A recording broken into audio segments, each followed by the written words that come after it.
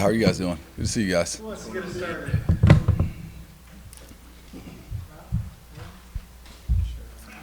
I asked Matt the same thing. I'll ask you.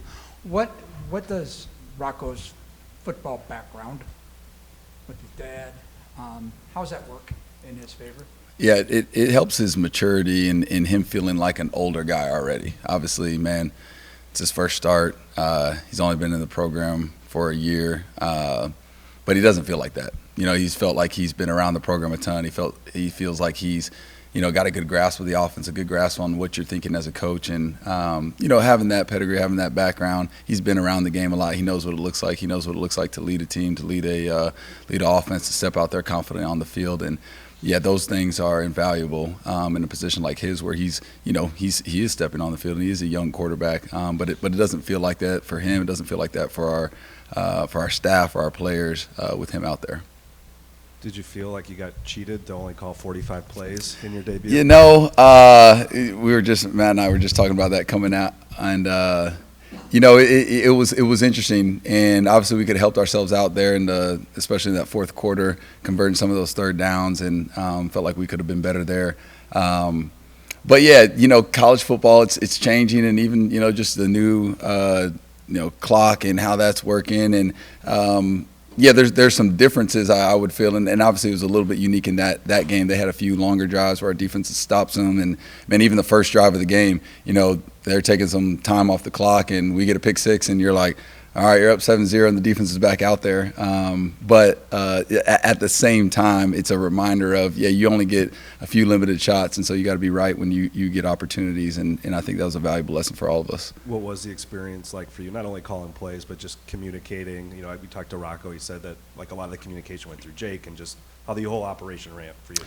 Yeah, I think, you know, one of the biggest things that we emphasized this offseason was just being on the same page. From coach to player throughout a game, from coach to coach throughout a game, knowing what's coming up on the next series, trying to anticipate things, trying to go over that last series, and I thought it was good. You know, again, same thing we just said. You know, you had a few of those long drives where you're waiting to get the ball back, and yeah, I thought our players did a good job of recognizing what they were doing. We knew that was going to be a challenge with you and I, them being so multiple on defense. And so that was going to be critical to our success, is figuring out what their identity was going to be, how they were going to try to line up, how they were going to try to, just attack us. And it's obviously it's going to be important every week, but I thought we got a good dose of that this last week, and of being able to communicate through some of those things, make some adjustments even in game. Coach, can you kind of describe the growth that you've seen from Rocco as a quarterback, of course, during his time on campus, but especially in this past year? Yeah, I think, you know, he's spent a lot of time in the film room understanding what we're trying to do first, understanding his quarterback reads, understanding what's going on in the run game, who we can account for, who we can't account for. And, you know, and then the other part is obviously understanding defenses. Like, I feel like you've got to do the first thing first, and then he's evolved in being able to understand what he's getting from a defensive perspective, you know, how that'll challenge what we're doing, how we have answers for how they're trying to line up to us, and how they try to play us. So, you know, that growth, again, it's the same thing. You know, even going out there for that first game, the big reminder to those guys was, you know, we can look at all the film we want. You know, we're watching you and I, we're watching Kent State, we're watching a bunch of stuff going in, preparing for a defensive coordinator who had been at a spot before.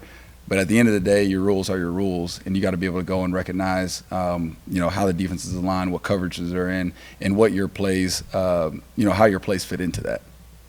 Nate, I know you don't probably directly work with Darian Porter as much now, obviously, but you did in the past, obviously, before the shift. How has he developed into a guy when he's as good as he is on special teams, and is getting pretty darn good at corner behind TJ and Miles? What has he done for himself going forward? Because there are spots for guys like that. For sure. The next level. For sure. I think first you see him, and you've seen his confidence just grow in who he is as a football player. You know, he shared a story with the team, and I thought it was a valuable story for honestly a bunch of even our younger players to learn and to realize. Like, you see a guy that's made so many plays for us, been in so many critical moments. We ask him to do a lot, And he talked about his confidence as a freshman and as a sophomore, and him just needing to work on himself. And you've obviously seen that. Man, he has to transition, play a new position. So, your confidence goes from what it was to probably taking a hit, transition to a new position. And then you've just seen him put his nose down and go to work to grow that confidence. And so he's made a huge impact on our team, not only what he does on the field, but who he is and how he comes to work every day. He's a guy you just appreciate being around, and that's probably been the only downside of him moving over to the defensive side, that I see him less. But man, he's about as good as it gets to be around just on a day-to-day basis. Just one more for me real quick. With what Coach Clanton has demanded of the offensive line, the violence and the versatility, how has a guy like Jim Boniface set himself apart, a guy who played tackle in high school and apparently was an all-conference basketball player too? I'm trying to wrap my head around that. Yeah. How has he benefited from that to do what he's doing now? Well, you spoke to it.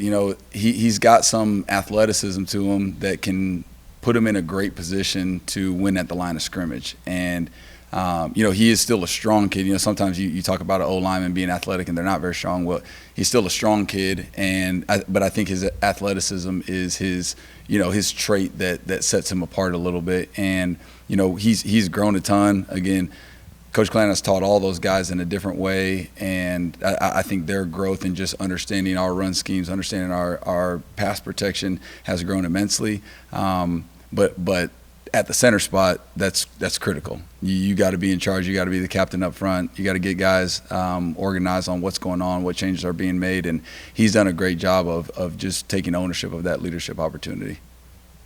Hey, Nate, obviously there's been a lot of conversation, some excitement about some of the young tailbacks in the room, in a deep running back room already. What did Abu specifically kind of show you, and what does he bring long-term potential-wise to the RB room on the offense? Yeah, he's a dynamic playmaker, and you saw some of that come to life on Saturday. And I think he's hungry. He feels like he could have been even better on some of those things. But as he gets out in space, he can do some special things with the football. And I think anytime you got a guy that's a home run hitter like that, they're going to provide a boost to the offense. And so seeing him out there and seeing him kind of get going a little bit was, I think, encouraging to all of us. But again, it's the same thing I think I talked to you guys about in camp. Like you've seen some of that since he's been here already, and you were excited that you got to see it on a Saturday as well. How did you evaluate both quarterbacks when you went back and watched the tape, and how do you manage that situation going into Saturday? Yeah, I was fired up that I was telling them the horror stories of first starts. Okay, now nobody go and look up my stats on my first start, but it wasn't very good. But they didn't have any of those moments where it was just like, man, tough moment, huge mistake. So I think going through your first Saturday and understanding just, man, what college football requires you to do and the consistency it requires you to have, I think they'll both grow a ton from it. I think that there was good moments in the game, great decisions that were made, and a lot of opportunities to make more plays. And so, again, I was fired up about how they led, about their understanding of what we were trying to accomplish, and I'm really excited about their development and just being able to go and execute at an even higher level coming up this week.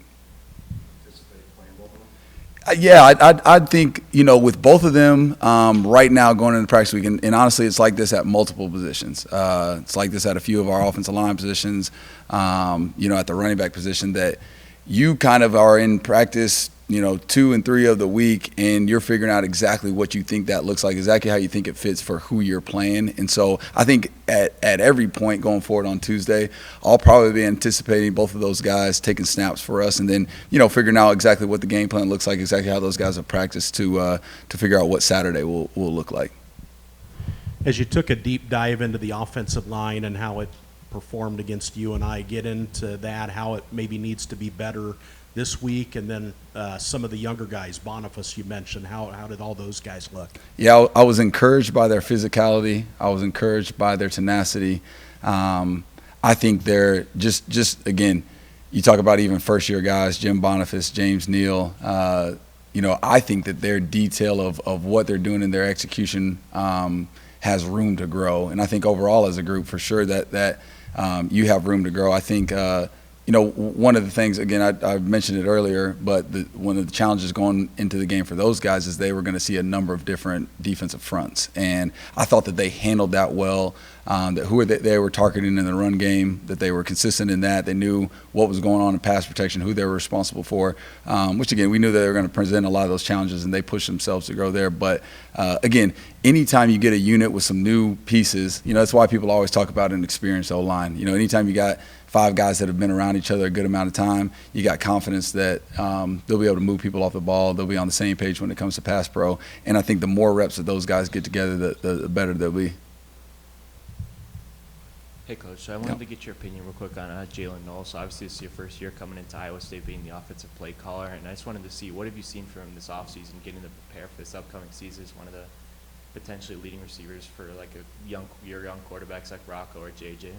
Yeah, his decision making has improved a lot, and I think we ask him to do a lot down the field. We ask him to make decisions on where he sees safeties aligned and what corners are doing, and so you've seen that greatly improve. His flexibility, obviously, being able to move inside and outside. There's not a lot of guys who have comfort being able to do that, and that's grown a lot. It was something for his first year. He really played in the slot primarily. Last year we mixed him in a few other things, and now you got him at the point where you feel like he can play all 3 receiver positions for us. And so having a guy like that can, you can get the ball into his hands a number of different ways. It helps you a lot as an offense because when he does get the ball in his hands, he's got an opportunity to make huge plays. You saw that on Saturday. You saw it especially on special teams on Saturday, him making those kind of plays. With Abu, were you in on the conversation in which he ultimately ended up a running back and not recruited as a defensive back? And how did that conversation go? And how adamant were you, or not adamant, or I don't know? Yeah, no, it's a great story to go back. You started watching and talking to Coach Z at Southeast Polk. Like, he's got a really good feel on just the caliber of athletes he has, what position he feels like they fit, and so got a lot of trust in him. And I remember him saying, even going into that last season for him, like, man, this guy, you definitely got a chance to play this guy at running back. And we probably watched those first handful of games, and you started to see some things, and then probably about halfway through the season, you knew that you would.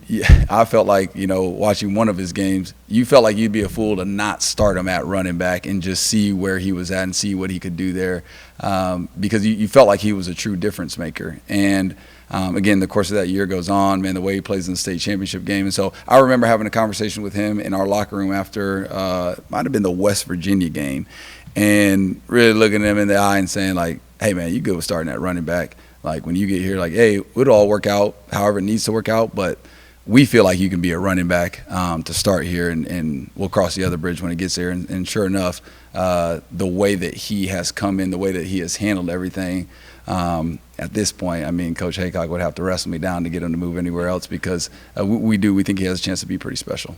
Just to clarify, you were talking about Brad's Boniface, not Mike. No, that's right, Brad. Yep.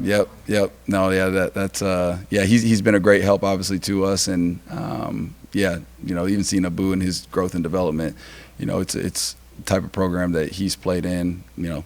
Got good players there now that are playing well too. Saturday was a big game for the tight end room. Can you kind of just talk, especially Tyler and Benjamin, what you're kind of seeing from the 2 of them right now, but the group in general? I liked how you called him Benjamin. I'm going to start I call him Ben. Some people call him Benny. But I'm going to start going with Benjamin. You threw me off for a second when I heard Benjamin. I'm like, who is that tight end? But no, it was awesome to see. And I know, I could imagine Coach Campbell probably already talked about it, but Tyler Moore and the work that he's put in, dealing with injuries, dealing with stuff in the offseason, multiple times, multiple years, and for him to come out and play like he did. But again, you go to last week's practice, and that guy is taking all kinds of reps at all kinds of different spots and making a ton of plays. So you felt confidence going in. And then, obviously Ben and what he's been able to do. I think the most encouraging part with him is he's a physical blocker. And so anytime you have the chance to be, physical on the line of scrimmage, physical moving around, blocking on the perimeter, as well as make plays on the perimeter, in the pass game, you can do a lot at that position. And, you feel like those guys are really, really versatile. You say those guys, and then, you got to talk about Gabe Burkle, which same thing. You know, you feel like Gabe Burkle's one of those guys that, oh man, Gabe's one of the veterans, one of the older guys. Like that's Gabe's first time getting out there and playing, and so I was encouraged with his reps and where he was at, and feel like he can make a lot of growth even in these upcoming weeks. Especially with Tyler, you talked about the injuries he's dealt with. Is it not any more special, but is it special as an offensive coordinator to see him go out there? It was the first thing I said. I mean, he crosses the goal line and scores there, and I'm like, man, there ain't nobody that deserves it more than that guy. It's literally the first thing that came off my mouth, because I felt like, man, he's worked. He's had some tough moments, and just some, man, it seems like, you know, he even in fall camp, man, he had a little bit of an injury, lost a couple of days, and he kind of didn't know exactly when he was going to be back. Fought himself back, and obviously was ready to go by week 1. And so that part is it says a lot about him and his character and who he is and what he's all about. A little bit earlier, you talked about your first opportunity calling plays. In the past, you didn't have that opportunity with the previous rules, but now the clock has changed. Do you kind of feel like that there's some advantage to you not having experience calling plays with the previous rules and learning on the fly with the new rules like everyone else is? Yeah, most people never look at inexperience as a great advantage, but I guess in that specific situation, there can be, you know, because you know what went on this last Saturday. You know how you feel like you need to adjust, and you know you feel like you don't got some 20-year history of this is how I've always done things, this is how we've always done it, you know, to be able to make those adjustments. And so, yeah, I'm excited to continue to see how the weeks go. Again, every week's different. The situations you're in, what you're seeing defensively, how they're adjusting. There's a lot to it when it comes to, man, going out there and putting a plan together to go and call plays. But I'm excited about where we're at as an offensive staff and the improvements that we can bank. And again, you know, you felt like you watched the film and you saw a lot of, you know, there was probably more first-year players out there on Saturday than we would have anticipated last January. And you saw those guys step up to the challenge and be ready for what we were putting out in front of them. So you're excited to see the growth and the trajectory of those guys as we move forward. Thanks, Coach. Yep. Thank you, guys.